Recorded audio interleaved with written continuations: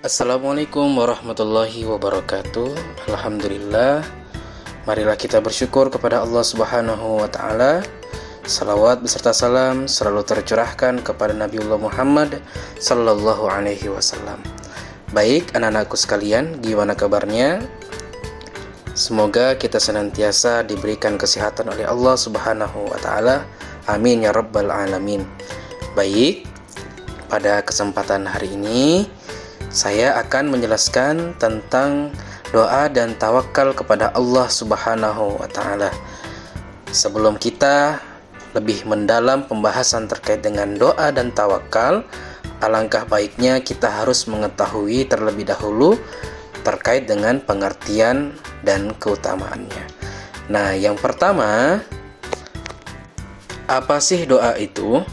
Doa adalah bentuk ibadah kepada Allah, dan ini hal yang sangat penting di dalam Islam.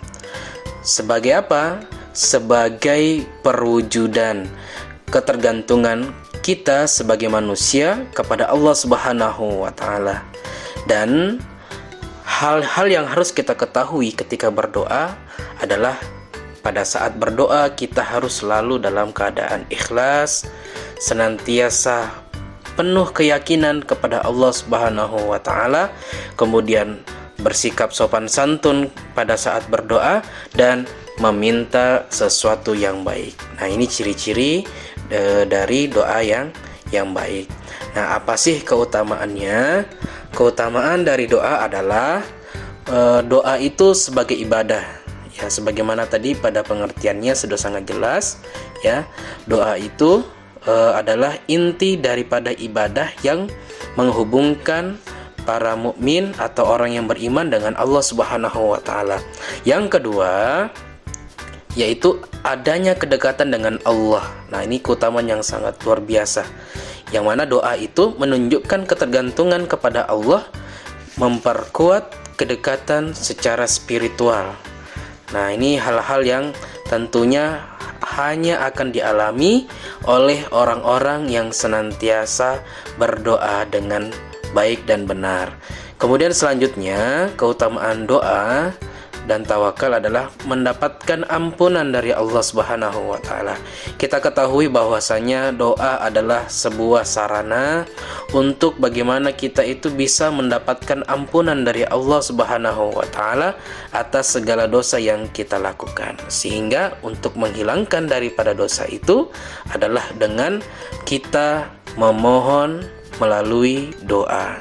Kemudian selanjutnya, anak-anakku sekalian, keutamaan selanjutnya adalah ketenangan. Nah, doa itu membawa ketenangan, ya, meyakinkan para mukmin atau orang-orang yang beriman akan kehadiran dari Allah Subhanahu wa taala. Maka orang-orang yang selalu berdoa, maka dia akan senantiasa tenang karena dia merasa ada kedekatan atau ada hadirnya Allah Subhanahu wa taala dengan seorang hamba, yaitu kita selaku orang yang berdoa. Dan yang terakhir adalah mendapatkan perlindungan. Ya, kita ketahui bahwasanya doa berfungsi sebagai perisai dari bahaya yang terlihat ataupun yang tersembunyi. Maka dari itu, kita tidak tahu ke depannya, saat ini atau ke depannya kita akan mendapatkan musibah apa, bencana apa, keburukan apa. Maka dari itu, dengan kita berdoa kepada Allah, maka insya Allah kita akan mendapatkan perlindungan. Nah, lantas bagaimana sih tata cara berdoa yang baik dan benar? Nah, sesuai dengan ketentuan atau yang diajarkan oleh Nabi kita. Yang pertama yang harus kita ketahui, anak-anakku sekalian, menghadap ke kiblat. Nah, ini ya salah satu daripada adabnya. Kemudian yang kedua, meninggikan tangan, jadi tangannya diangkat. Nah, seperti itu. Kemudian selanjutnya adalah memulai dengan pujian. Biasakanlah kalau kita sebelum meminta memuji terlebih dahulu kepada Allah. Ya, bisa menggunakan alhamdulillah atau hamdan katsiran thayyiban mubarakan fi atau kata-kata pujian yang lainnya. Kemudian selanjutnya mengangkat doa dengan keyakinan. Maka ketika kita berdoa, betul-betul harus ada keyakinan yang penuh kepada Allah Subhanahu wa taala. Dan yang terakhir, berdoa dengan khusyuk. Maka ketika kita berdoa dengan khusyuk, maka inilah salah satu penyebab doa itu terkabulkan. Ya, kalau kita berdoanya itu tidak khusyuk atau main-main, maka jangan salahkan ketika kita tidak mendapatkan sesuatu yang kita inginkan dalam doa kita. Nah, itu ya yang perlu diperhatikan. Kemudian sikap tawakal. Nah, maka sikap tawakal itu kita harus paham definisinya apa. Berserah diri kepada Allah Subhanahu wa taala. Segala urusan yang kita alami itu akhirnya kita serahkan kepada Allah. Nah, dan ini akan senantiasa kita lalui dalam kehidupan kita sehari-harinya. Baik itu kita belajar, baik itu kita di rumah, di sosial, bersama teman-teman, dan lain sebagainya. Akan ada masa kita akan dihadapkan dengan sebuah urusan yang tentunya harus ada kita tanamkan sifat tawakal. Nah, ini ya paling penting. Apa sih manfaatnya? Nah, ini yang terakhir ya. Manfaat dari doa dan tawakal. Yang pertama, intervensi ilahi.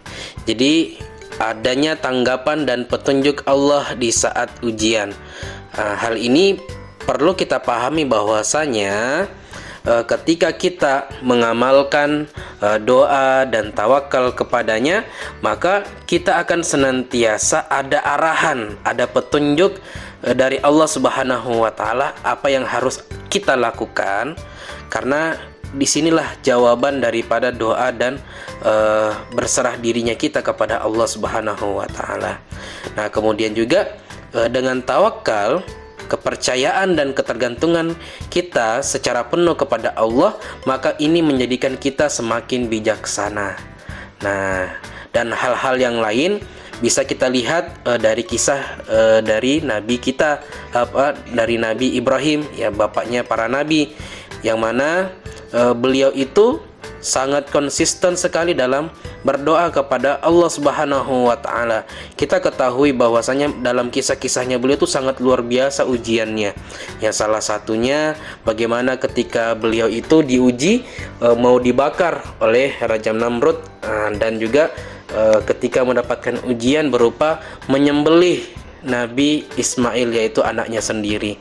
Nah, di situ beliau juga berdoa, bertawakal, menyerahkan dirinya kepada Allah, sehingga yang terjadi adalah beliau mendapatkan pencerahan, beliau mendapatkan keberkahan, rahmat yang sesuai dengan apa yang dia doakan. Maka dari itu, anak-anakku sekalian, jangan pernah kita berhenti dalam berdoa dan bertawakal kepada Allah, karena sesungguhnya ini adalah salah satu daripada ajaran Islam, dan ini adalah amalan keseharian kita ketika kita menginginkan yang namanya keberhasilan di dunia dan di akhirat. Mungkin hanya ini saja yang dapat Bapak sampaikan.